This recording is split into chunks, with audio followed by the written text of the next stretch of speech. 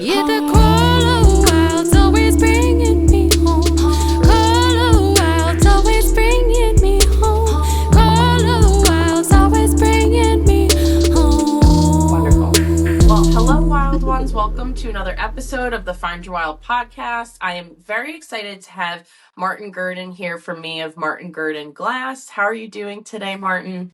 I'm good. Thank you so much for coming on. I really appreciate it, and I absolutely love your artwork. It's really amazing. Oh, thank you. Yeah, people think it's this big operation, but it's just three friends melting stuff in a shed at the end of the day, you know? Yeah. For people listening that don't know, Martin is a glass blower, and I would say your primary focus is on making fish, right? Yeah, I do, mostly fish from the Rocky Mountains. That's what I grew up catching, but as the business has grown, we've branched out to saltwater, and I hope to do some deep sea stuff. And then I'm also, working on skulls from mammals of the Rocky Mountains too. So like bighorns and bison and wolves and that kind of stuff. Yeah, I was looking at your gallery and I saw some of those skulls. They're absolutely incredible. They're very realistic looking. Yeah, and they're big too. I'm 6'9", and so a Wow. lot of people don't realize how big these things actually are because they see the videos. They don't Right. realize that bighorn sheep skull has a horn spread of 26 inches. Wow, incredible. So they're pretty lifelike too in size. Yeah. I mean, that's always the target. If a customer or a client for a commission is willing to go life size, that's always what I prefer, even if it's Awesome. kind of outrageous, life size for a certain species. Right. Yeah, I love that. So I'd love to start at like the beginning, when you started glass blowing. You started pretty young, right? Yeah. So I started when I was 12, and it's kind of your typical story of like the wayward adolescent boy. I never fit in anywhere I went really, and I was always bigger than other kids, and ADHD and like mental health stuff that was undiagnosed until later in life. And I was actually skipping a class one day, and there was this sort of annex building on the campus where I went to school, and I was looking for a place to hide. And there was classical music coming out of this, basically a shed with a tin roof and like a creaky garage door. And I kind of slid it open a little bit, and there was this older guy, just like making clear flowers out of glass. The whole Wow. process took like 20 seconds from start to finish. And 12-year-old me was like, I found a wizard. I didn't know what hot glass was. I didn't know what he was doing, but I just was so captivated by the material, that's all I wanted to do from that point on. Yeah, that's incredible, and something that is I mean, I don't know if you've ever seen the show, what is it on Netflix? It's Oh yeah, Blown Away. I was supposed Blown to be on Away. season 4, but I'm not allowed in Canada. So Oh, it was filmed in Alberta, and Marvel Media, the people who put it on, they tried with customs really hard, but my criminal record was that the Canadian customs were not having it. So uh yeah. Well, your artwork stands alone by itself, and but yeah, my husband and I, every time a new season comes out, we kind of just scroll through it because it's really incredible, and I love the process of glass blowing, which I can see why that was so eye-catching to you, and you were finding that, skipping class, and like it was almost like it was meant to be that you needed to find that path for yourself. yeah, it was almost like a an attraction that was or preordained. It's I was lost, and glass was trying to find me, is how it feels. And Yeah. it's funny that you bring up the show too, because they focus on when things go wrong, and so it's actually really stressful for glassblowers to watch. I don't know if you've ever heard a glassblower talk about the show, but it's like things kind of snowball downhill in glass. It's like one thing goes wrong, and then that leads to another thing. But to the average observer, it all just looks like the process is going how the process goes. But for a glass blower, I'm like, oh no, like 5 minutes before a piece crashes, we had a watch party for season 4, and we were just predicting every piece that was going to crash before it did. So what are some of the signs or that you realize that are that a piece is gonna possibly go? Well, I mean, when work gets more complex, it's difficult to keep everything warm. Because when glass, well, the glass that blowers specifically use gets below 950 degrees, it contracts really dramatically and it kind of blows itself apart. So like when you see a piece just like spontaneously combust and fall on the floor in the show, it's because they were having a hard time keeping the whole thing at a happy temperature, while they're doing the shaping of whatever they're doing. And one of the main tip-offs for glass blowers is when the clear glass starts to look clear, is you're in trouble. Because like it kind of has, like it puts off its own light when it's warm.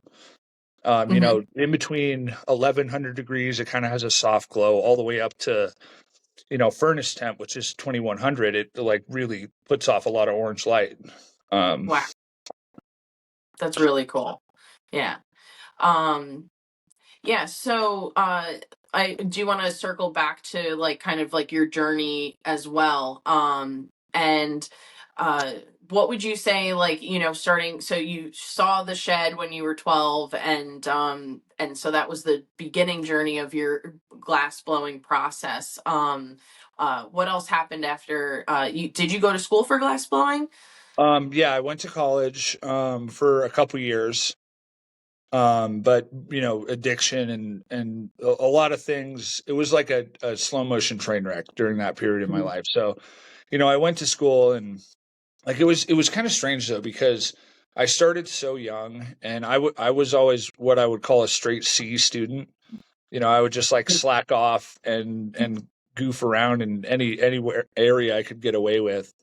But glass was never that way for me. It was, after school, I would go hang out at Dave's shop, and every free period I had, and during the weekends I would, I grew up like way up in the Rockies, like 20 miles of dirt road out in the middle of nowhere.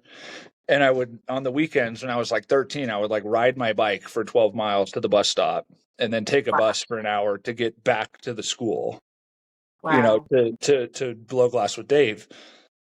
And it progressed to where I started working for him during the summers. So that was like my first job. And so by the time I was 18 and going to college, I already had like 6 years of glass experience, which most of the graduating seniors had 4 years because they started in college. Yeah.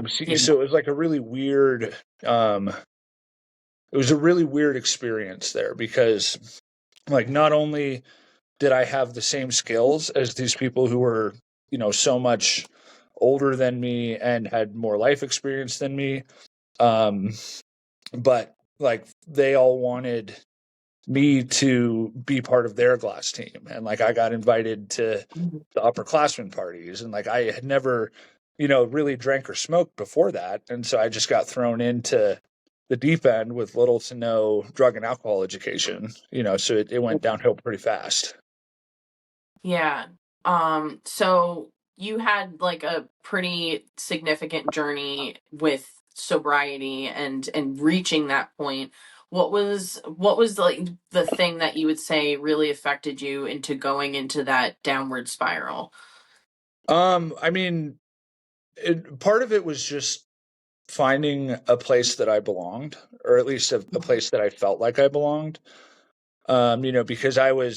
Because of my skills in the studio, I was immediately accepted by all these people. And in my, it takes a long time for like brains to fully develop. And so in my 18-year-old head, I was thinking, oh, well, if I don't, go to the parties and smoke weed with them and do all this stuff, like they might not accept me like the way they have. And then, that kind of morphed into, oh, well, this is part of my personality now. And then it was, I don't know, maybe 3 years after that, 4 years, I was like 22, when I realized that the choice was not there anymore. I like once you're pickled, you can never be a cucumber again. And like Right. it's so difficult to like identify the moment that you become a pickle. that Mm, like you develop the ism, so yeah. it's just, it was one day, you wake up and you're like, oh, the choice is gone. It's not about like, do I want to drink today? It's, I have to drink today. Yeah.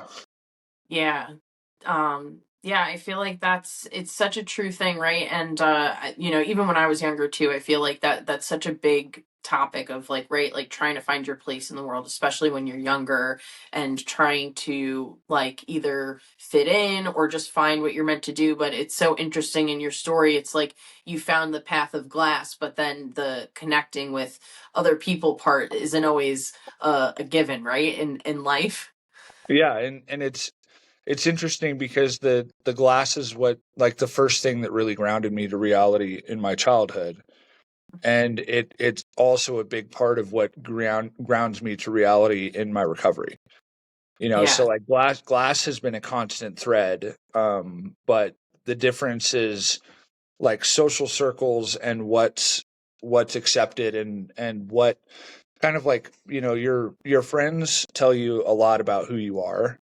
Hmm. And so, through the recovery journey, like all my friends, um, are sober, and that it's like a totally like same work experience, but everything around that is completely different. Yeah, it's nice to hear too, and especially because if you are struggling and then to finally get into that place where everything becomes clearer and like, you have people in your life that are supportive and want to see you do the best that you want to be the best you want to be, and because you're so talented and everything like that, and getting back to that place where reality becomes clearer again, I'm sure was very significant for you in your journey. Yeah. Yeah, it's interesting. I'm gonna go back to, you said talented. I'm not Yeah. talented. I'm skilled. There's a very Okay. there's a big difference, and this is, it kind of, it drives me a little crazy, but a lot of other artists too, because like Fabergé didn't, the first time he picked up you know a ceramic, he wasn't like wasn't making Fabergé eggs. Mm. Picasso, the first time he didn't pick up a paintbrush, wasn't painting masterpieces. It's like any art or craft or discipline. It's building on your own skills. Mhm. So like Yeah. I wasn't some talent prodigy. When I picked up a blowpipe, I like made this amazing fish. It was like a long road of standing on your own shoulders, basically.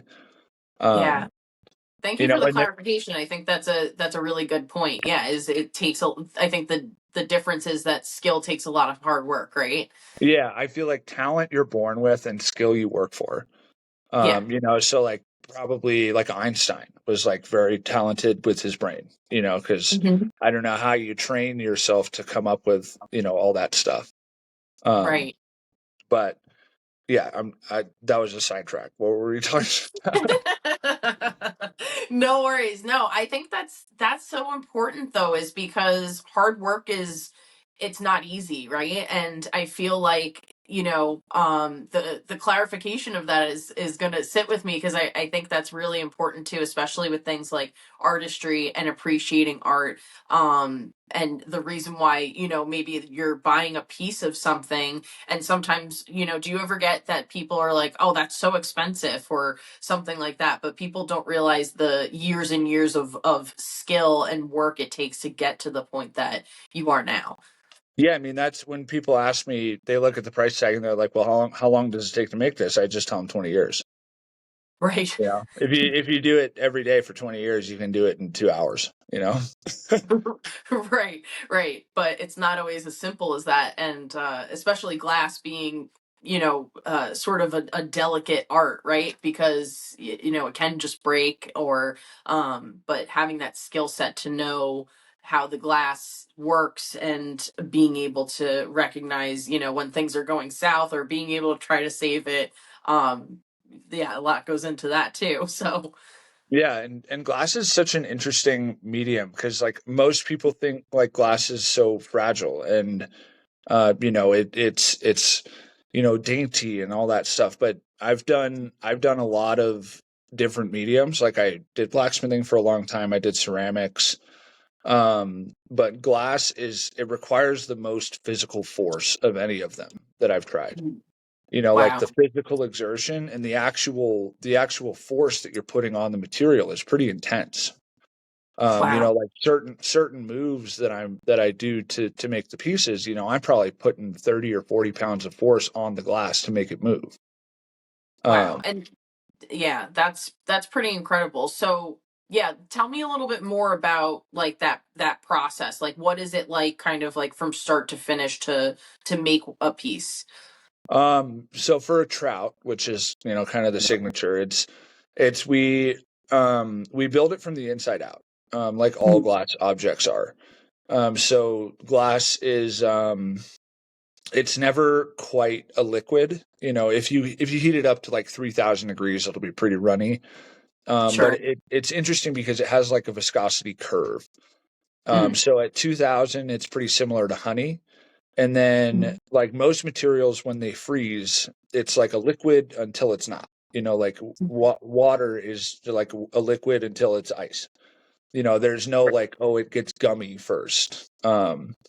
And so glass, has that slow increase of viscosity as it goes down in temperature. So we're essentially riding a constant cycle of, we start hot, we work until it sets up a little bit, and then we heat it up again. And so the whole like throughout the 2 hours that it takes to make a trout, we're basically working in 40-minute segments or 40-second segments. Wow. Um, so we gather up some glass out of the furnace. It's hot and gooey. We cool it down, put a bubble in it, and then every time we dip glass out of the furnace, called a gather, the amount we can get is determined by the surface area of what we already have. Hmm. Because of that, viscosity. So like think of like a honey dipper. Like Yeah. if you have a honey jar and you stick a toothpick in, you'll get way less honey than if you stick in like a golf ball. Um, Hmm. and so in between, we use that to our advantage. So in between every layer, we put different colors.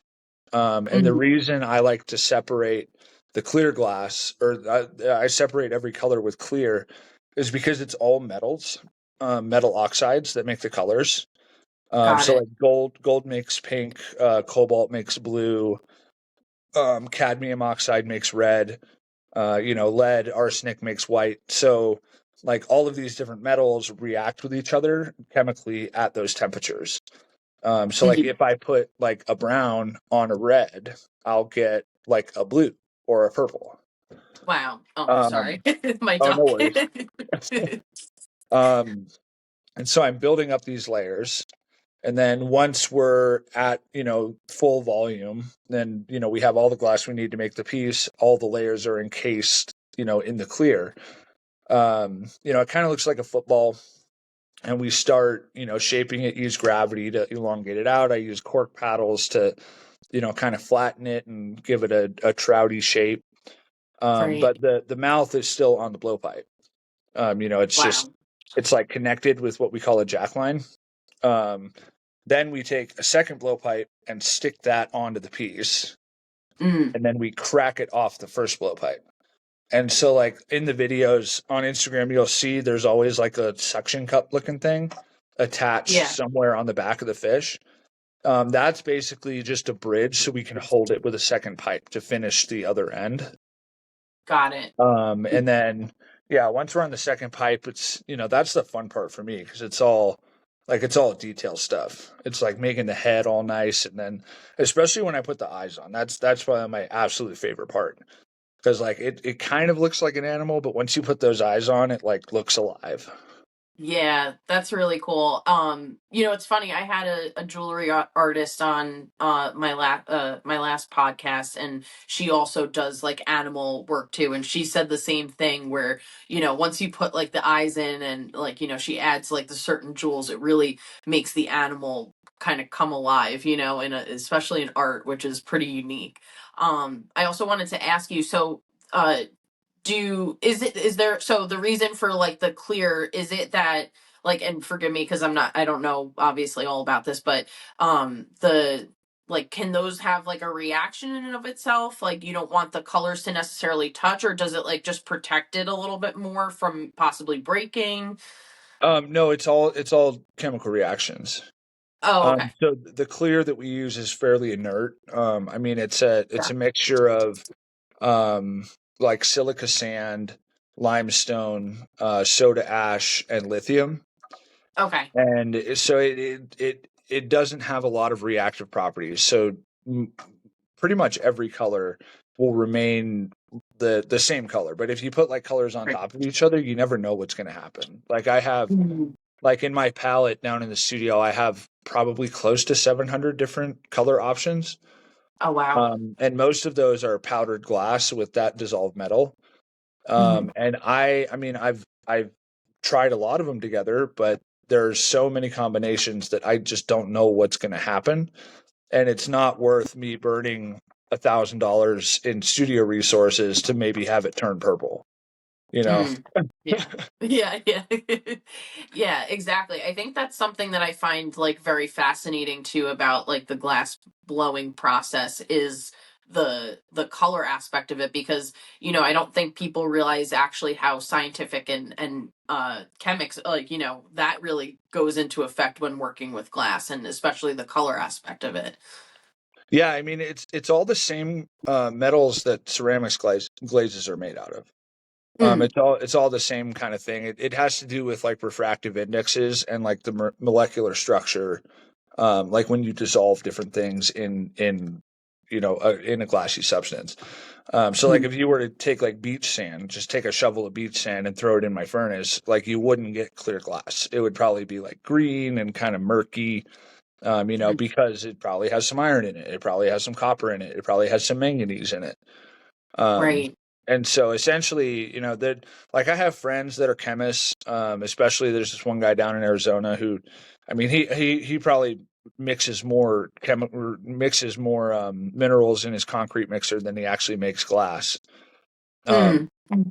but he's way, way deep into it where he'll like try, to make different colors that are like hard to find in glass, like light transparent purples are really challenging, Mm. because manganese is a really like some metals are much stronger, like in the color density. Like cobalt blue is like the classic because it's like your deep, rich, transparent blue.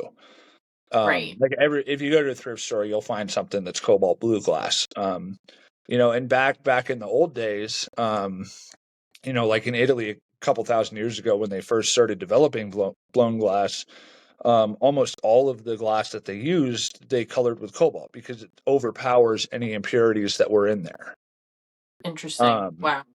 but yeah, I buy my colors pre-made. I mean, I don't feel like breathing in a bunch of cobalt oxide dust, and also Fair. it's like way more cost way more cost effective for me to pay somebody in Germany $80 for a bag of glass than it is to you know learn to be a chemist for 10 years. You know. Right. Yeah, and your focus is more towards the detail work, and clearly it takes a lot to even make one piece, so it's much more effective to just be like, okay, I'm gonna get the colors somewhere else than to try to make them myself. Yeah, yeah. The one thing I do make a lot of is equipment. So like I basically made all of the equipment in our studio myself. Oh, wow. Cool. Just because like it's everything's custom. There is no like stock glass studio that you can go buy parts for. So everything in our shop, I wanted it to be as efficient as possible for making fish with a high success rate. And so every Right. every little part of our shop is completely custom built to make fish. Yeah. Which visiting artists find kind of strange sometimes because they're like, "Well, this is so weird. Like, how do you make cups here?" And I was like, "I don't do that." Yeah. I make fish, not Yeah, cups. Yeah. Yeah, that was one of the things that I found interesting and blown away, that I don't know. I don't know what it's called. Like, I guess like whatever you use to heat the glass. But when they would put certain pieces in there, I would find that like if they got too big, that a lot of the bigger pieces had issues, like either taking it out or So it's cool that you have everything custom made for what you're good at, right? Yeah, it's called a glory hole. It's Okay. Yeah. I went to Glass College. I've heard all the jokes. Um, Yeah. That's so oh, you funny. blow fish in the glory hole? Yeah, that's what I do for work. But yeah, and that I mean that goes back to what I was saying earlier of how a big part of there's the chemistry aspect, but there's also the material physics aspect. And there's Right. like you're basically to have success, you have to keep in mind what's happening on the molecular level. And so Mhm. if you blow a piece too big for the hole, you're not going to be able to get that back end, like the end closest to the blower, to the glass blower, as hot as the front. So you're going to have that temperature Right. imbalance. That's going to cool too much. Either it might just crack or it might violently explode. We've had fish in the past that just get too cold, and then I'm working on one end and the other end just blows itself apart and shards fly everywhere. Yeah. I mean, I'm sure because you're so skilled, it doesn't happen. I don't know. It doesn't happen that often. How often would you say that you lose a piece? Like lose in a catastrophic way, or just like lose like one that's not saleable. I guess both. Yeah. Um, so in the last 2 years, I want to say we've lost two Oh, wow. catastrophically. Like in the last 2 years, there were two that really blew themselves apart, like during the hot process. And then I don't know, we maybe lose like 1 in 20 or one in 15 to they crack while they anneal. Okay. So yeah, once we finish a piece, we put it in the oven, in the annealing oven. And then I have this computer that runs my annealers, and I program it to slowly cool down in stages. Mm-hmm. Um, and there's a lot of different factors there. It's like if like it's called equalization. So if we don't do a good job at getting the whole piece even before it goes in there, that can cause Mm-hmm. huge problems. Because if one area is too hot, like still moving essentially, like it'll cave in, Ah, or if one area is too cold, it will crack in between the too cold and correct temperature area. Um, interesting. Yeah. or the chemistry comes into play sometimes too, or like that. I don't know if you follow the Instagram. Did you see the cuttlefish that we made? It was I don't. like 2 weeks Yeah. ago or something. I Um, might. I might have, but the specifics aren't coming to me. So. but yeah, so we made this cuttlefish. Everything went really well. I took it down into the cold shop. I cut that clear glass off. I polished it, and then I sandblasted it and did a surface finish. So it was like nice and satin. Mhm. And then I set it on a shelf, and then I came down a couple days later to make a stand for it, and it had a big crack in one of the flanges on it. Uh. Um, and there's so many variables in glass. It's like really hard to tell what exactly happened. Yeah. Because there's 1,000 variables, and if one of them made it crack, but it's hard to identify what one. Right. And luckily that crack was in a place where I could fix it. So it was actually yesterday. Mhm. I heated it back up. I stabbed it back up on a blowpipe, and then we went back into the glory hole, and I melted out the crack and redid the flange. Um, Nice. and so it's re-annealing right now, and we'll see what happens when it comes out. Right. Is there more of a risk if you go back and you reheat it again, or it's just like the same as when you first start? Yes and no. So glass does not like thermal shock. Um, Hmm. like even if you like put an ice cube in a cup and then pour coffee in it, it might break it. Um, Right. and so that everything has to be really gradual up to about 1050 is kind of the sweet spot where all the molecules are moving enough that it's not gonna, blow up on you. But so what when I do things like that, or like for a sea turtle, I make all of the parts beforehand. The shell is its own part, all the flippers, the tail, and the head are all essentially finished pieces of glass just waiting to be stuck together. I bring those up from room temperature to 1050 overnight the night before. So just a really gradual temperature increase.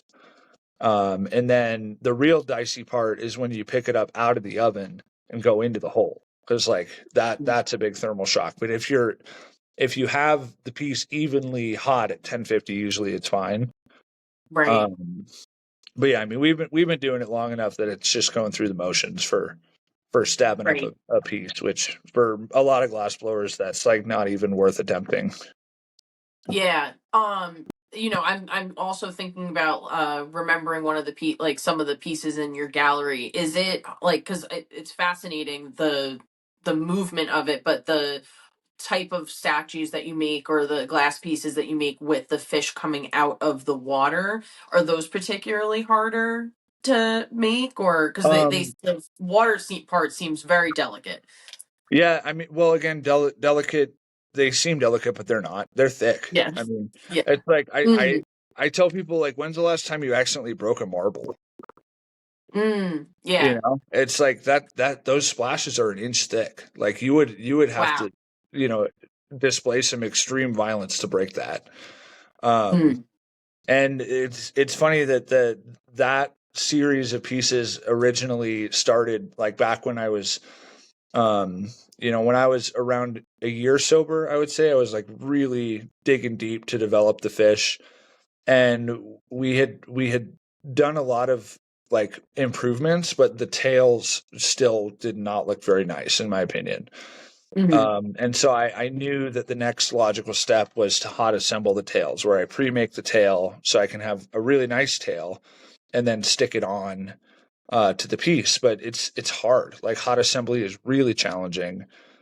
And Yeah. again, back to Blown Away, they always make a big deal out of hot assembly because most glassblowers just don't do it because it's like really risky for the piece. Right. And so, we were trying to figure it out, and we had, I had probably like 8 fish that all had broken tails. Mm, And some of them had like, cracks in the very, but all the very end, like it was like 80% a really nice finished piece. And, instead of throwing them away, like I just kept putting them on a shelf. And then one day I was like, what am I going to do with these things? And right. so I made a base plate and I made some water splashes and I glued the whole thing together and they were a hit. And Right. to this Yeah. day still actually, the day before yesterday, um, that the king salmon that went super viral, it got like 18, 19 million views, Wow. that we made a couple weeks ago. That piece is a breaching one, jumping out of the water. Yeah. But so Yeah. that whole series just came from failure from trying to figure out something new. Yeah, I was listening to another podcast you were on, but I love that the quote that you used, that you said that you learn more from when things go wrong than when things go right, right? Oh, 100%. It's like it almost like gives you parameters. Yeah. Um, I like a race car driver, never knows how close he actually was to going off the track, or a mountain biker never knows how close they actually were to their skill limit and like hitting a tree or whatever. But when things Totally. go, and luckily we don't get like physically injured like that when things go wrong, but Right. it gives me an idea of how close we've been to failure for how long, you know. Right. Um, Yeah. and it really, encourages me to like look at the big picture of the process and say like, what can we do to make this safer for the piece? Hmm. An example that comes to mind is it was maybe 3 years ago. We were down in Arizona, blowing glass with a bunch of friends at a big studio, and I was making a huge trout. It was like 42 inches. It was just like Wow. massive. And it was, at the time, it was the biggest fish I had attempted. And, the connection to the second blowpipe was the same as what I had been doing, for a while at that point. Hmm. And the torque of the piece ripped the glass when it was hot. It didn't crack. It literally ripped the glass. And it Wow. did something called devitrification, which when glass stretches or tears when it's not hot enough to do so, it'll like string out like it looks like asbestos or like fiberglass insulation. Oh, wow. And so this piece, it just at that connection point, it just tore and fell on the ground. Mm. And that was like a big moment. It's like, oh, I've been like really riding the edge here, and like I just didn't know. As soon as I skilled it up a little bit, it did not work. Hmm. Um, and so that, prompted me to redesign a stronger connection, which now, we often make things that are, 48 inches, and that doesn't happen.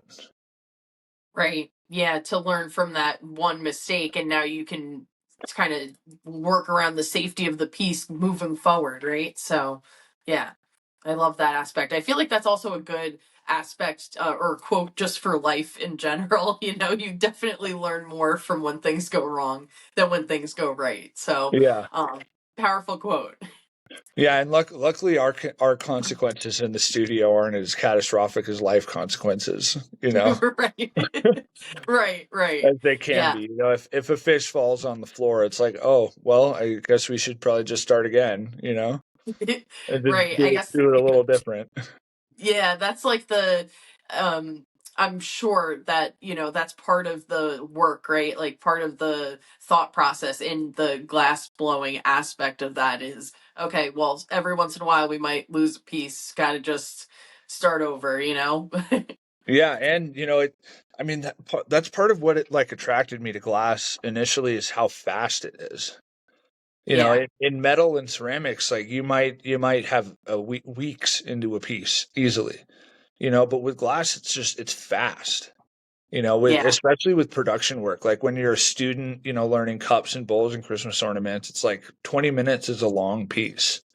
You Mm, can start with a blob of molten glass and end up with something that you can take home and drink water out of in 10 minutes. That there's not many other art forms where it comes together that fast. And right. it really lends itself to avoiding some of the demoralization that happens in other mediums where you spend all of the these resources and so much time, and then it doesn't work out, or like a painter works on something for a month and then the clear coat ruins it or something. Whereas for Right. me, if we crash it, we'll just try it again on Tuesday, like it's fine you know Yeah, there's a really healthy aspect of that of just like, well, that is the like that is what it is. That's the art form. Like if it breaks, and just got to keep moving, right? yeah i Kind of like say fish too. You just got to keep moving. Yeah, I say glass is a cruel mistress. It's like if we wanted it to be easy, we'd go make stuff out of cloth. But Right. everything about the material is challenging, but it has magic that other materials don't have. Yeah. It's fluid, it's fast. There's the teamwork aspect to it where like you can't do it by yourself. Yeah, Um, that's what I you was know. gonna ask you too, is that that is a very cool part, is that like you really do have to work together. It isn't a art form where where most art forms are you're just by yourself and working on it by yourself, but glass blowing is something that you really do need teamwork. How did you pick your team, and how did that come together? Well, the main team member picked me. She's my wife, Aw. Indigo, and you usually don't see her in the videos because she's like behind the camera most of the time. Oh, she's the one Um, filming a lot of yeah, the stuff too. Cool. yeah, but in terms of like what she does, she's kind of like the prep work manager. Okay, So cool. when like I do all the prep work solo, because it's making fins is fairly simple for me. Sure. I've learned in master classes that I've taught that it's not simple to everybody. Hmm. But for me, it's just like it's kind of meditative. It's solo with my headphones, but I have this pile of fins, right? And then we bring those up to temperature, and they're sitting in a unit we call the garage, which is like somewhere in between furnace and glory hole. Okay. Where it has like a temperature range of like 1100 on the hot side, so hot enough to make the glass move. Got it. And then like 800 on the cold side, which is below that critical 950 stress point we talked about. Right. But if we're like, say we're making 3 pieces that day, the fins for the third fish need to not move, essentially. Like, we don't want them to melt into a puddle like while we're making the other Right. fish. Right. And so Indigo is really, and she's better at it than I am, like by far at this point. But managing the temperatures of all of those parts. Yeah, And then, that's pretty complicated too. yeah, Well, and then being in tune with the process to know when we're ready for certain parts, like eyes, and what mhm. fins are next. And then she brings them from that colder temperature where they're not moving up to a temperature where they're just ready to stick on. Oh, Um, nice. and then so she's like behind the scenes, and that's why we never have photos of actually never have videos of assembling the pieces together. Yeah. It's because she's can't hold the camera while she's doing that. Right. Um, Yeah. It requires two hands and a lot of focus to, yeah, you know, yeah. yeah, and then our other teammate is Kaya, who he's about my age. He's been blowing glass for almost as long. And he digs it. He's just really skilled. He's strong, and he has a lot of stamina, which is really important because when I'm on the pipe, well, I'm holding the blowpipe for like the first half of the process. Yeah. And then essentially until we switch to the second pipe, and then Kaya is on the pipe for that whole part of the process. Um, Wow. and so essentially he's doing all of the heat management for the actual piece. Mm, So he's, keeping an eye on what's moving, what's not moving, how clear the glass is, on the backside. right. Um, and basically, just like keeping it happy while I make the shapes, and Right. then meanwhile, Indigo's managing everything else. Yeah. And yeah, I took a master class from a guy that we call them workshops in the glass scene, and it's like a week long, like 14-hour days in the studio. One really skilled instructor with like a bunch of other skilled artists, and it's just a big party. Everybody's just Yeah. making stuff. And I asked this guy, who I've looked up to since I was a kid. I saw a video of him making a sea turtle when I was in high school, and I was like, holy smokes, like, you can do that? Like, Wow. that's a thing you can do? Wow. But I asked him, I was like, he watched me make a fish, and I was like, what is like the one thing I can improve on? If you were to pick one. And he told me, he was like, just let your team do their thing. It's like, Mm, these are all skilled people. You focus on the shapes, they'll handle everything else. Because like before that, I was like, oh, it's my piece. I need to like micromanage the heat and like make sure everybody's doing what I need them to do. But it was like really kind of freeing, because like I get yeah. so zoned in on like the square inch that I'm working on that Right. like, I'll be so zoned in that Indigo and Kaya are like, we got to stop and do some heat management here. And I'll be like, what? Mm. And when we Right. have visitors, I'll tell them it's like, I just work here. These guys are in charge. I'm just here for the ride. Yeah, I can see how freeing that is too, and being able to like fully trust your team and them having their own uniqueness and their value, right? Like of what they put in and how talented or sorry, skilled they are. um but I would also love to talk a little bit more about your like inspiration as to like why fish. And I love all the different colorations too of all the different types of fishes and everything like that. Yeah, I like fish. That's about it. No, I'm kidding. I Yeah. mean, well, particularly trout are Yeah. like some of the most beautiful animals that I've ever seen. And like not a lot of people realize that because and I'll try not to go on my the state of the fisheries in the United States, but You can um absolutely. Yeah, well I like to talk about that stuff too, but Yeah. Yeah, I don't know. It's up to you. Both the recovery journey and the fisheries biology section could easily fill the rest of the podcast. So you have to choose. Um, but most people's experience with trout is grocery stores, Yeah. like that general public, and what they see there is like a stocked rainbow that's been dead for a while. So you see like the kind of like really dull green and like maybe some silver, and that's what most people think of as what trout look like. Right. But being a fly fisherman and really like thoroughly exploring the Rocky Mountains, like actually last night I got home at like 1 in the morning. When I emailed you back, I had just gotten Oh home. yeah. Oh, okay, got And it. I was so far out in the woods. And there was I met this photographer guy who's like really into fishing, and so we went out to this spot that has it has freshwater shrimp. Hi, wild ones. I hope you're enjoying this episode of the Find Your Wild podcast. This episode is sponsored by my clothing brand, Femme Sauvage, and you can find a discount code and link in the description. So check it out. We have a lot of amazing designs, and $5 of the proceeds goes to different charities. So please feel free to check it out and enjoy the rest of the episode. Thanks so much. Oh, Um, wow. and it's really pretty rare. Like it's a rare, little micro ecosystem. And the trout there get just ridiculous colors because they're eating these shrimp. Wow. And so like we were catching brown trout and like they were orange and mustard, and we caught some purple ones, and we caught, like rainbow trout that were blue, and, just like all of these different ranges of colors that come from not only what they're eating, but like the different conditions in the different watersheds, like really Mhm. affect how these fish look. So that's like it's super exciting for me to like, it's too hot to blow glass in the summer. Yeah.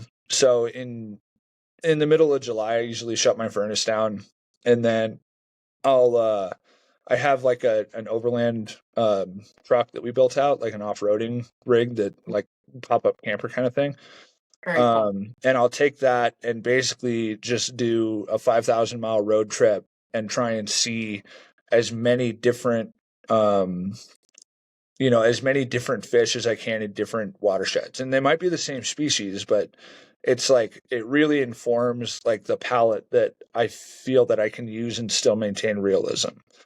Yeah. Because like even though the colors, like if you go in the gallery on the website, it's all over the place. There's blues and Right. yellows and greens and pinks and reds and blacks, and but like these are all things that I've seen. Right. So like that's why trout specifically are so interesting to me. Not only because like if you go chasing trout, you end up in these spectacular, like mountain amphitheater scenic overlook places. Yeah. But also they're beautiful. Yeah, I love so each fish like is pretty unique too, right? Like they don't like kind of like you were saying like they're not all the like none of them are the same. They're all different and like their colorations are different, and I love that the uniqueness of the watersheds like you were saying kind of brings about different things in their skin color and all of that too. Yeah, and the morphology as well. So like the actual Mhm. shapes on the animals is like very, very different with genetic populations. And we're pretty consistently back ordered. Like it's very Yeah. rare that we like make a piece that isn't sold already. Mm. And so I have the shipping addresses of where these things are going. And I've traveled a lot, so I take that into account. I say, okay, we're shipping this to northern Idaho. I know what the rainbow trout look like there, so I'll adjust the colors, I'll adjust the color density, I'll adjust the morphology, so that people get a fish that looks a lot more like the fish in their home waters, Oh which is wow, that's so cool. really cool for me because like I feel like a lot of fish art is pretty generic. Yeah. Like you go on Etsy and you're gonna find like the same, stocked rainbow look or like largemouth bass sticker or whatever. Um, so that's a really cool aspect that like in fish, you have so much more freedom with color and morphology than you do with like say mammals or turtles or Sure. reptiles or whatever, you know. Yeah, absolutely. I would like to talk a little bit more about, like, you were saying about the state of like the fisheries and everything like that. Um and yeah, I think I was listening to one of the other podcasts that you were on, and the something about like the native fish, that like there's only one native fish, or that is Well, near you, or there's a lot of native fish in North America. But each so like when we say watersheds, it's like all of the headwater creeks and streams that then flow into a single main stem, Mhm. and then that flows into the ocean. So that's a watershed. Got And it. like in the different biomes, you'll have different endemic species. So like I'll use the Colorado River for an example because that's the watershed that I'm in. Sure. Um, so right out the window there are the West Elk Mountains. The Smith Fork of the Gunnison goes right there. Confluences with the main stem of the Gunnison, flows into the Colorado, and then the Colorado carries on to Mexico. Mhm. Back before humans messed everything up, there were mountain whitefish and Colorado River cutthroat in these specific streams that are right outside the house. Right. Now it's all rainbows and browns. Rainbow Mhm. trout are from the Pacific Northwest. They were introduced. Browns are from Europe. Brown trout are from Europe. Oh, I didn't know that. And just both are incredibly invasive and they outcompete the native fish. Just because the way they are, they can handle warmer water temperatures. They both get a lot bigger. Like cutthroat usually don't get bigger than 20 inches, but brown trout can get up to 36 inches and they will eat a full grown cutthroat. Wow. And people like I don't know, people get so obsessed with like catching the trophy fish that they don't realize that like what we've lost. Like people come on fishing tourism to Colorado to catch invasive fish. Whereas Right. an analogy, and I told this to a game warden, like I was up on the river, and this game warden came and checked my fishing license, and then they were doing a survey, and he was like, "Would you rather see more fish in this location or bigger fish in this location?" And I told him, I Mhm. was like, "I want different fish. Like these are rainbow trout. I want cutthroat." You know. And he was like, Right. "Well, but the cutthroat don't get as big, and they're not as hardy." And I told the game warden, I was like, "Well, think of it this way. If all of the elk and deer were gone and you replaced them with domestic goats, and then you came to me and said, 'Would you want bigger goats or more goats?' I'd say no. Like I want elk, you know?" Right. Right. I want the native species. Yeah, Right. exactly. And it's like they're reintroducing wolves into Colorado, and I mean that's Yeah. a lot of people are riled up about that, but I think it's a good thing in the long run. Um, Yeah. it'll help control the deer population and the chronic wasting disease problem that we have. And, um, it's a prion thing. Um, Yeah, but because that's you, scary to me, the prion thing, and how oh, for that, sure. God forbid, if that could switch to us. Yeah. And so where I was fishing, yesterday I caught a 27-inch rainbow, which it's a big fish, and it had a fungal disease. And the tip of its top jaw was rotted away, and it was just like its skull was exposed. Whoa. And so exactly, and this is like part of the problem is exactly the same things are happening in the rivers. People just don't realize that. Like they don't know that rainbow trout are invasive. They don't realize that whirling disease and these fungal diseases are sweeping through these populations. Yeah. Mostly because they're all inbred. It's all Mm. genetic malformation from being raised in a hatchery. From like if they breed 200,000 fish from the same two parents and then release that into a stream, it only takes 3 generations for them to be like inbred. Right, right. And Yeah, as opposed to if they were just a native species in general. And it just goes to show how delicate like the ecosystem is. And like when, us humans go and introduce something else that's not supposed to be there, and how that, breaks the balance of what nature created in general. I'm also a fan of the wolf reintroductions too, but I know that is a big topic. But they're keystone species, and I think that people don't realize how important fish are too, because maybe people don't find fish as interesting. They don't always get, like, the most interest, but they're of utmost importance, especially to the ecosystem. They feed everything. Yeah, exactly. And another thing I find really fascinating is people don't care about fish until they affect mammals. And Hmm. I have Yeah. two really good examples of this. So it was 2 years ago or 3 years ago, there was that baby orca that died in Puget Sound. Yeah. Um, and like orca's main in the Puget Sound, orca's main food source are Chinook salmon. Hmm. The Chinook runs are way down, just basically depleted, from offshore fishing and dams and like all different kinds of problems. But Yeah. this mother orca pushed the dead baby around the Puget Sound for like 3 days, and it like made national headlines and like generated a ton of funding for Chinook restoration. And people were like, tear the dams down, but Right. like the fish were still, really struggling before the orca died, And Right. then another example is there's a fascinating documentary about this called Invasive. Mm. And this is actually like close to home because my sister was a horseback ranger in Yellowstone Park, like when this happened. Oh. Oh, wow, Um, cool. so it was like 7 years ago. No, longer than that, maybe 10 years ago now. They were doing surveys on the elk populations in Yellowstone, and they realized that there was not a single juvenile elk. There was not Oh, one wow. elk that was younger than 7 years old. And, so something had changed in the ecosystem, and they were trying to figure out why all the elk were dying. And they realized that the grizzly bears had started, preying pretty much exclusively on baby elk. Oh, wow.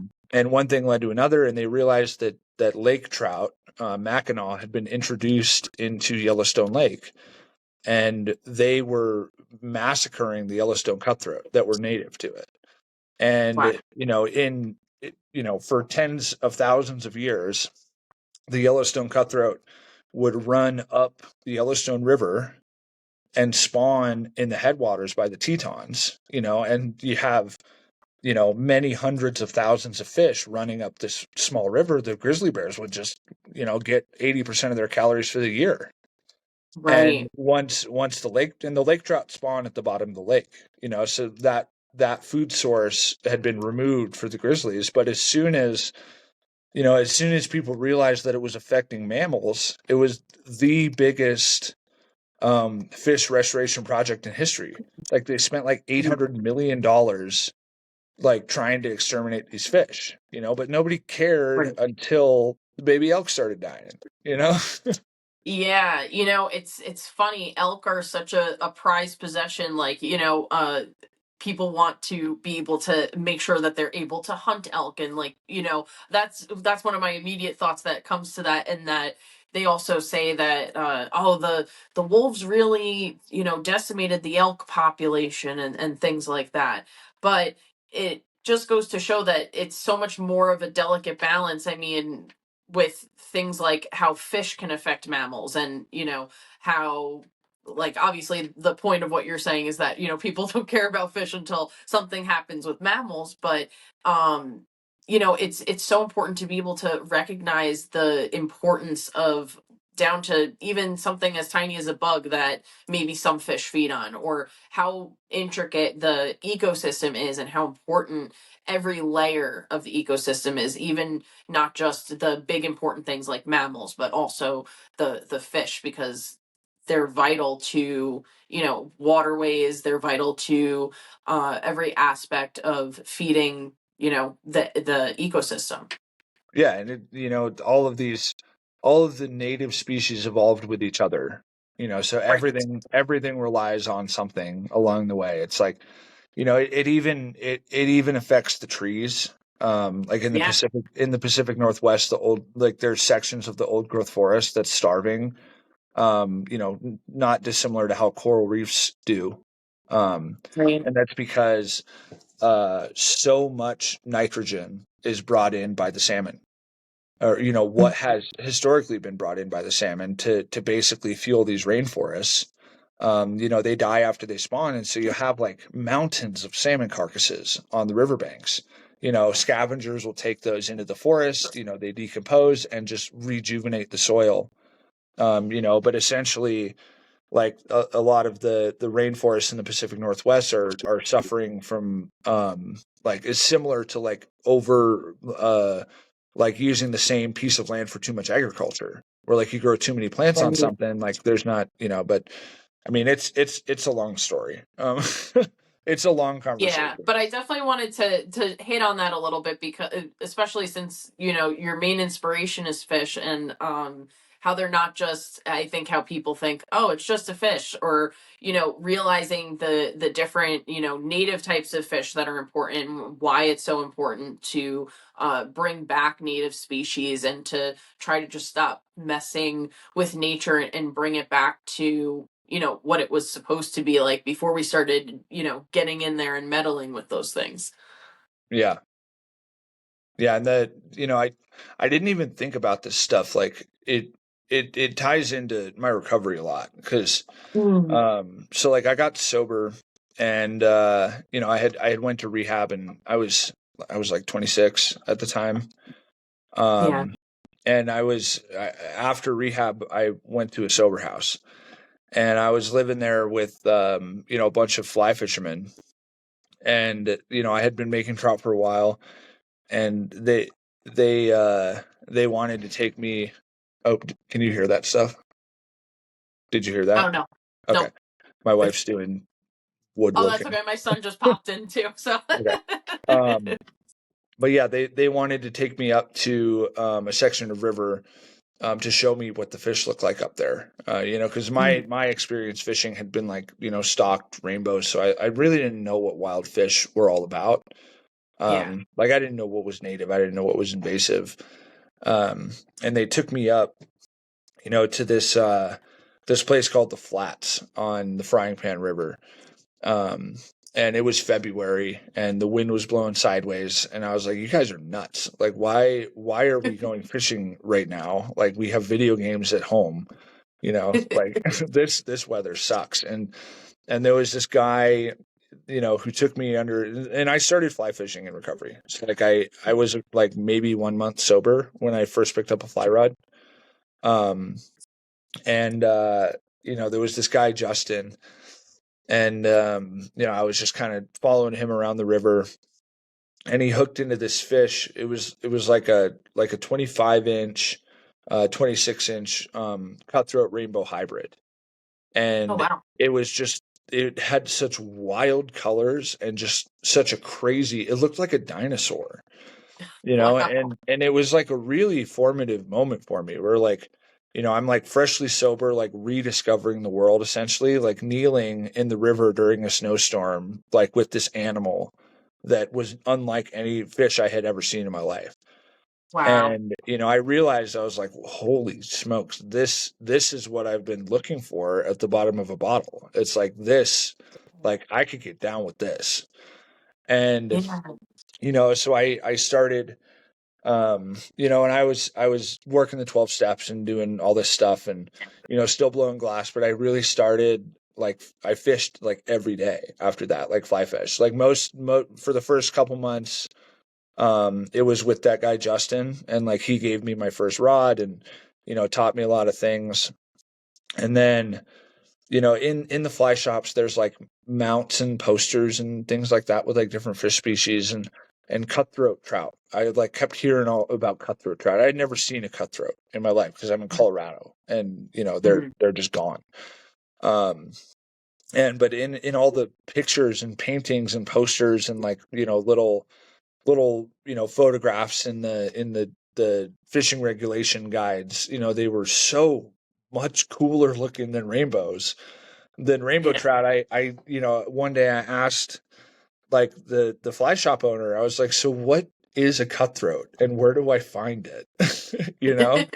Right. and and he told me about this lake and I was driving a Subaru Outback at the time, and I took it where that car should not have been going, like way up a mountain pass, and then it was a couple mile hike to this Wow. alpine lake, and like these fish were the color of like fire trucks, just Wow. like brilliant red and like deep gold and like big spots, like spots the size of a dime.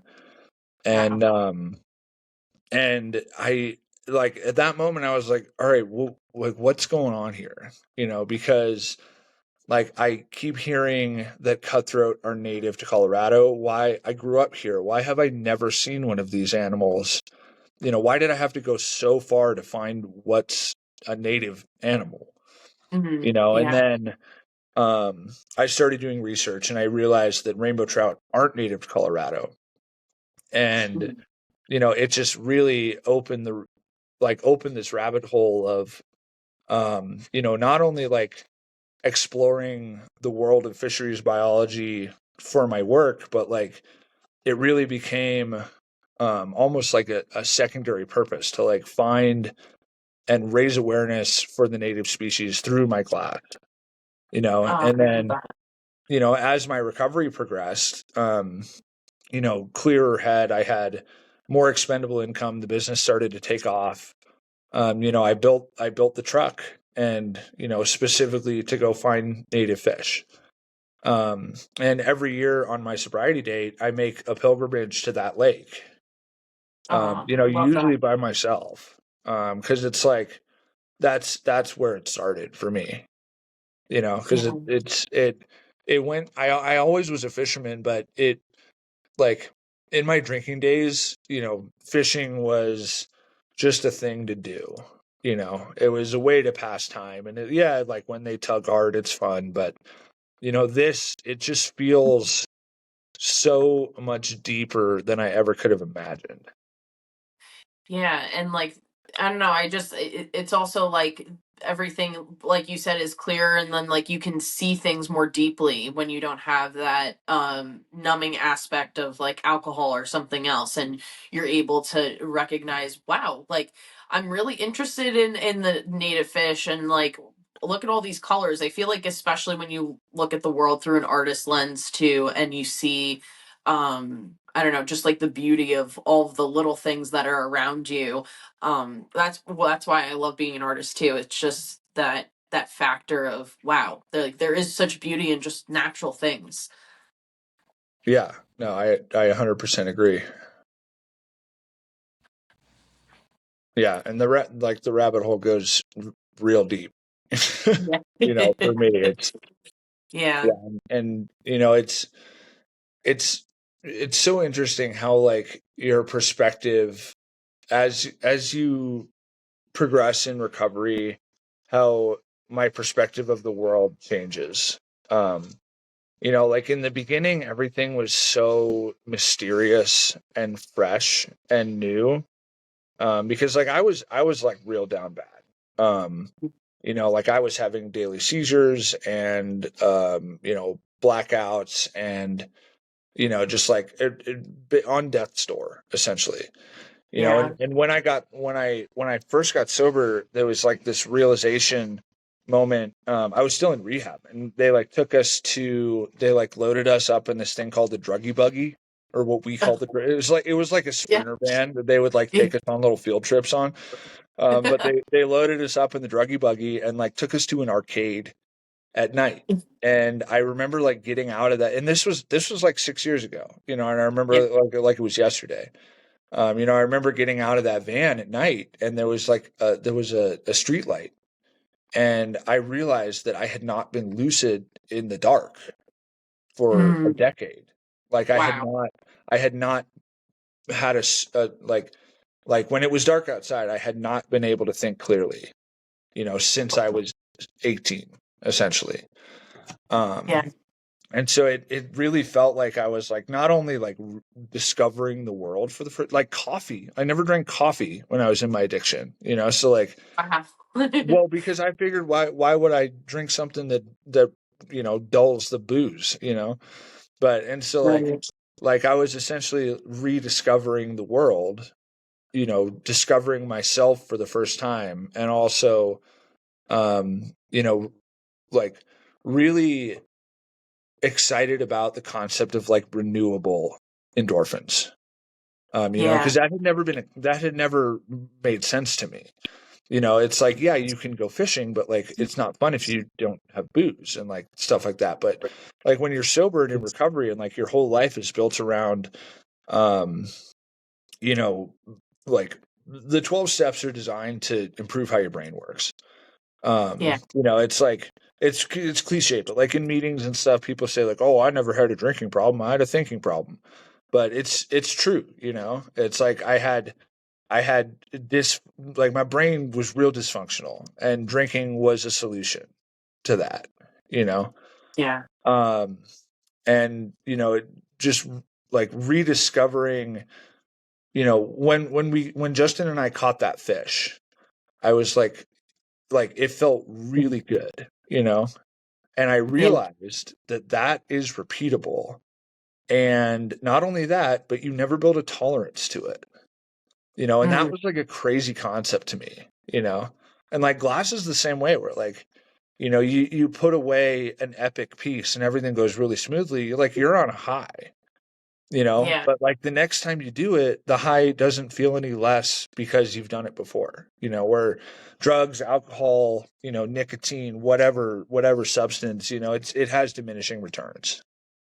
Right. Yeah, and just to find like, that life is exciting that you maybe didn't realize when you were, drinking or doing drugs or something like that, that life is there are aspects to life that are very interesting, and sometimes our brain, or like even like the chemicals in our brain, can disrupt that thought process. So it kind of makes sense that that's a quote that, I didn't have a drinking problem, I had a thinking problem. Right, a lot of the ties go back to our thoughts and our mental progresses. Yeah, and I mean a lot of the things that you hear in meetings and you hear in rehab, and you hear in different 12-step programs, it like people repeat them because like it's for the newcomer. Yeah. When I go to pick up my 5-year chip next week, it's not about, and notice that I said I was in rehab 6 years ago and I'm picking up a 5-year chip. So like it wasn't a smooth sailing. I had one last Right. drink while I was still in the sober house because like I am a pickle, and I didn't, until Right. that drink, like when I was surrounded by sober people and had started to gain back the trust of my parents, and like I was starting to put the pieces back together. And like, Yeah. there's a quote that's like, think of it like a tornado. I was the tornado, and then you get sober and you come out of the storm shelter and everything's destroyed, completely destroyed, and you're like, wow, isn't it great the wind stopped blowing? But it doesn't mean anything's fixed. you know Right. Yeah. and I was starting to rebuild. And because I'm an alcoholic, the most natural thing I could do is drink. And so I did, that one last time on May 13th of 2020. And so like when I go pick up my 5-year chip, here soon, like it's not for me. It's for that dude who's got like 3 days and he's like shaking, and Oh, yeah. waking up at 4 in the morning feeding him for a drink, and his parents have cut him off, and his sister wants nothing to do with him. Like it's for that guy. My 5-year chip is for that dude, not for me. you know Yeah, to show it can be done. It's not always an easy path, but to be able, and it's important, and I think it's so inspiring too, is like your artwork, and finding what is a good passion for you that you can enjoy life, and it's not without hardships or it's not without struggles, but to be able to find that lifeline, is very inspiring. yeah, and I find addicts are remarkable people, because Yeah. like the drive that somebody has to maintain an addiction for a decade, it's pretty serious. So like you take that person, you remove the substance, and then you teach them how to like act in a healthy way and not screw everybody over around them. Like they're going to take that drive and put it to something else, and it's crazy what happens.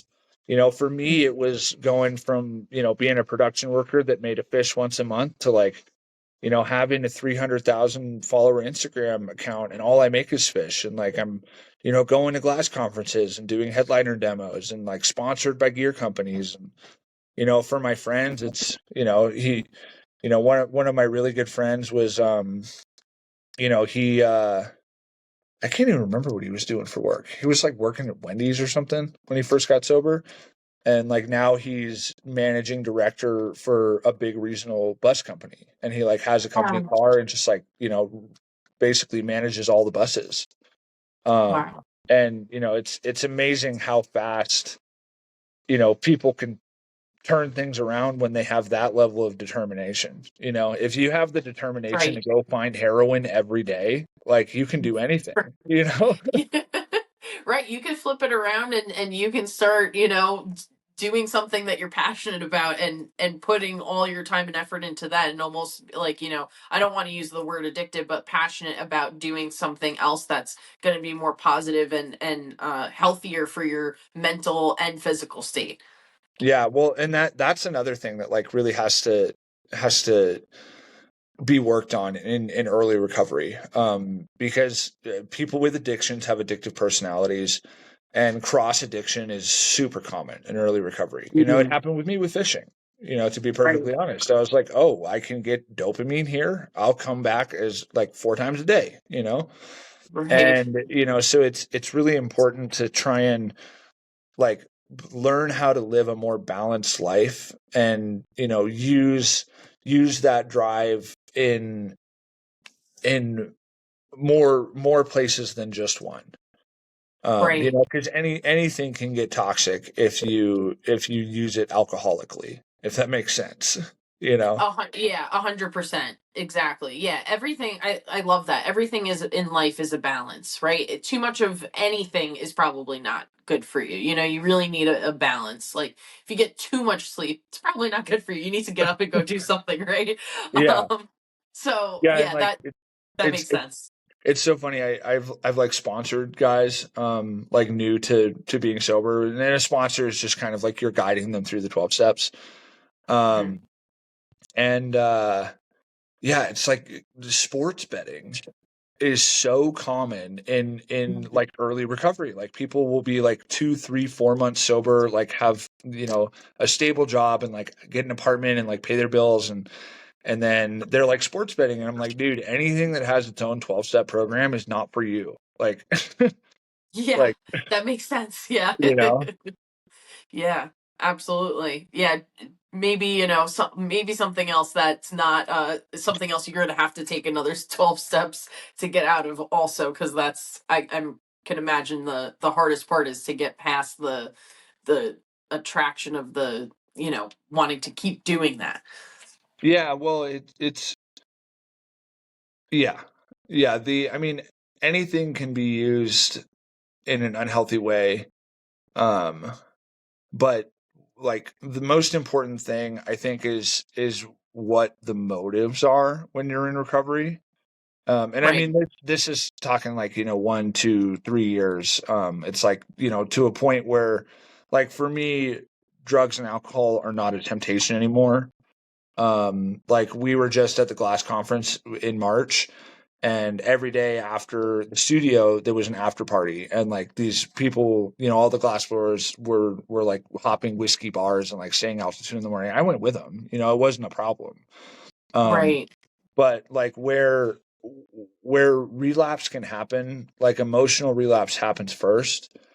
And Mhm. so like if I find myself resentful, dishonest, or afraid, those are like the big three, Yeah. warning signs that things are not okay. And like it happens. Like if somebody cuts you off, you're going to be resentful. Right. If Yeah. um like when both of my parents were diagnosed with cancer 2 years ago, I was afraid. But it's a matter of being able to like work through that without a substance or without resorting to using something as a crutch, so you don't have to feel the feelings. Yeah, being able to, I think that's a big portion of that, is being able to recognize those feelings and accepting them. And I think the hardest part is sometimes being able to sit in those feelings, right? Like, and being able to be like, oh, well, I'm feeling this. And normally you go to something else to try to numb yourself out.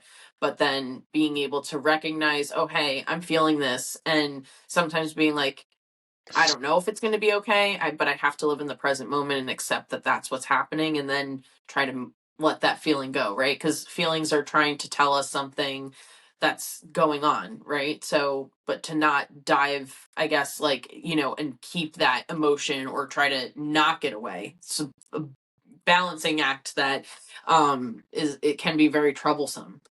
Yeah, I mean, yeah, for me, my biggest coping skill with negative emotions is action.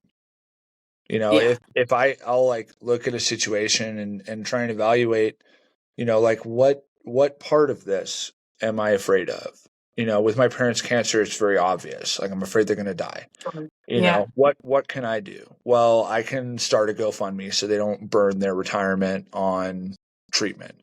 I can set up a meal plan so that their friends can be in the loop and cook meals for them and drop them off so that they have, they can save their little energy that they have during chemo. So Right. like I'll look at a situation practically, do the things that are within my control, and then pass that gives me some relief for situations, and then past that it's just a matter of waiting for negative emotions to pass. um Yeah. it was like really fascinating when I was first getting sober. um like cravings is like really intense. Like if you're an alcoholic, like the cravings for booze, like when you're sober, like a couple weeks or a month, it's like it's hard to even describe how like intense it is. Like you almost like find yourself on autopilot, and then you'll just like find yourself driving to the liquor store, like when you're like in recovery, and you're like, "What the fuck just happened?" Or sorry, I swore. Um, Oh no, you could curse. but That's totally fine. Yeah. what was really eye opening to me is that like your average negative emotion doesn't last for more than 7 minutes if you sit with it. Mm, And so like when the guys that had multiple years sober were telling me that like just sit like with the craving, acknowledge it, and just let it pass. I'd be like, well, right. that doesn't work. It's going to last forever, but the negative emotions feel like they last forever when you try and push them away with something, and then they come back, and then you're just on this constant recycling of that 7 minutes until it can last a day or a week or a month. You know, Yeah, that's powerful, and sometimes you just got to sit with it and then recognize it so that it can go, so that it can go away, but being able to, and I think it's so important because I think for the longest time, we as humans just wanted to push away our emotions, or there's so many, aspects of life that are difficult. And I think that like being able to do hard things, is such an important like quality trait that isn't always, taught to us as children, but is something that we need to like, recognize and be able to do in our everyday lives. So, yeah. yeah. I mean, this is the human condition. It's all of these things that we feel are came about genetically to increase our survival rates when we were hunter gatherers. Right. And like the fact that you know modern humans do have a turn off the emotion button with drugs and alcohol, or they have a make time go past with no brain function button with TikTok and Instagram, and like they have a like quick dopamine hit to make me feel not so lonely button with online shopping. And like there's just so many things that like fulfill those ancestral needs but don't actually fix anything. Like the hunter Yeah. gatherers, like if they feel you know lonely, like they they just go to where the people are, you know Yeah. but like there's so many like easy outs for modern humans that it's really hard to like do the more difficult thing that will make a lasting more positive change in your mental health. Yeah. And that's Yeah. I've like I have I have little sympathy for people who complain about their mental health and refuse to work on it. Yeah. Because I know it's hard. I did it. I know how hard it is. I know how long it takes. Like I know how scary it is.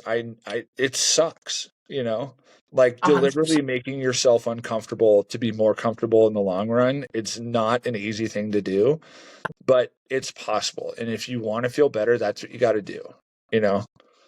So Yeah, like, 100%. Yeah. I mean, I've definitely, I got diagnosed with bipolar depression recently within the last couple of years, but it probably wasn't until right before COVID hit that I started going to therapy. And, I have a son at home too. So it's, for me, it's very important not only to be able to, show him that, like, like this can be done, and to be in a healthier state of mind, like both mentally and physically. But, it's also another aspect that I think about is, um be having this, when you're not, like, kind of like you brought up before, when we're not accessing that, or just trying to push away certain emotions, how they come back in a bigger force, and we're not working through them. And I feel like right now I'm in so much more of a state of peace, like when you actually do the hard work and go to therapy, and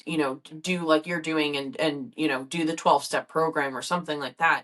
You're accessing a better place to be at peace, and you don't need to access those little gimmicky things to try to help you get rid of those negative pains, because it is okay to, like you said, to feel those things. They're going to come up, like, but to be able to sit with them, recognize them, like accept your shadows and all of that stuff is highly important.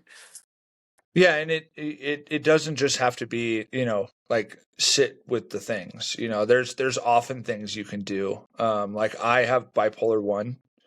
Yeah. Um, and like the biggest thing for me was sleep.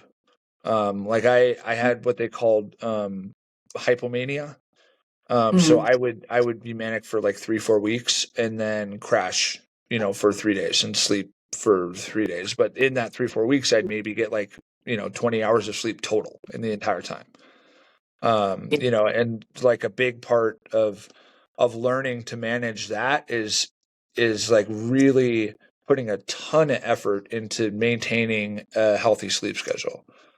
You Yeah. know, and like, these days I feel ill if I have to stay up past midnight, because like Yeah. it's no longer it's no longer an occurrence, it's become a trend. And like that's what it takes to like manage your mental health, you know. Right. It's Yeah. like, you gotta figure out, like sometimes it takes medication for like severe depression, as SSRIs, can really help people, get that ball rolling. Yeah. For me, Yeah. what? Oh, sorry. I was just gonna say that I'm also on an SSRI, and I feel like it honestly changed my life. Being able to have access to that, and break that stigma of, like, if you need it, take it. Yeah, yeah, and for me, it's lithium. So but at the same time, it's like if I were to let my sleep schedule go, I would, meds or not, I'd be back in a hole eventually. It Mhm. it's it, and it's hard, but I don't know. It's not even a choice anymore. Like having experienced the other side, of like real dysfunctional brain chemistry plus, chronic addiction, um, like having experienced how bad it can get, like it doesn't seem like that much work, you know? Yeah. Right. And like it's really motivating for me to like work with new guys that are freshly sober, because like the brain doesn't remember pain all that well. Like it remembers pleasure much better than pain. So like when on a beautiful summer afternoon, a beer still sounds appealing, you know I'm Sure. not going to Right. drink it, but like that's, you remember the times that it was good. But when I'm like helping a new guy and he's like trying to put the pieces back together, and really, really having a rough time in the first couple weeks, I'm like, oh, yeah, I remember that. Yikes, Right. Right. Yeah. Absolutely. Yeah. Yeah. And it just, yeah. Or like there was um,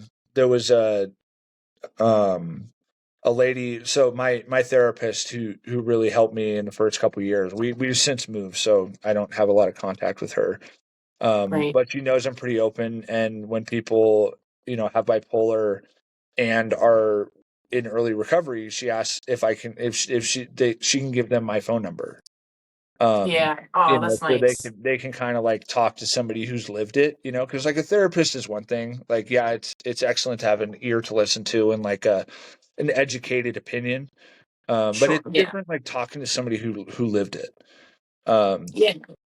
and it's really eye opening to hear somebody say like, well, I haven't been sleeping that much, and like the meth isn't the problem. It's that everybody else, and if people would just leave me alone, and like I sometimes I need to sleep for 3 days, and I'm like, whoa, like I remember that. Yeah. Coming from a place that somebody can relate is really powerful because, like you said, it's like, I think therapy is important in its own way. And like almost having like that scientific side is very important to be able to, but being able to relate to somebody and being like, hey, people have been through this before. I've been through this. I can, I know what that's like. To be able to relate to somebody in that way, I think is so valuable. Yeah, yeah, it's super important. Yeah. And the opposite of addiction is connection. you know Yeah. so with addicts especially, like that's, in my opinion, that is the only thing that will keep people sober, is Yeah. having people that lived it and that are doing well, and you can all celebrate that together. You can mourn together, and just do all the things together, just without booze. Yeah, yeah, that human connection, right? Like going back to our hunter gatherer selves and just being able to connect with people on a humanly level. Yeah, Sorry, do you hear my son in the background? I do now a little bit. Yeah, he just came home. He's 3, so he's like a thunderstorm when he walks into any place. Nice. Um, yeah, but yeah, I'll. This is probably a great place to end since he's getting antsy. But I really appreciate you taking the time, and I just wanted to congratulate you on your 5-year sobriety journey and how amazing that is. And thank you so much for sharing that on the podcast for people to listen to. And I love your work, and it was really nice to be able to connect with you. Yeah, thank you. Yeah, it's a good Awesome. talk. Interesting Yeah, stuff. absolutely. And just for listeners listening, let people know where they can find you. I'll also clip it underneath, but just so that they can hear. Yeah, so the best place to go is the Instagram. It's Martin_Gerdin_glass. And that's where all the exciting stuff is. Like if you want to see videos, mostly of finished pieces, Right. before we take them off the pipe. And then if you want to buy some, my website is martingerdinglass.com. And yeah, if now that we own a studio and we have business hours on Google, our shop is in Crawford, Colorado. So if you're in the Gunnison, Montrose area, stop by. Wow, very cool. That's awesome. Lovely. Well, thank you so much, Martin, again for taking the time to come on. And thank you so much, Wild Ones, for listening. And we'll catch you on the next one. Bye.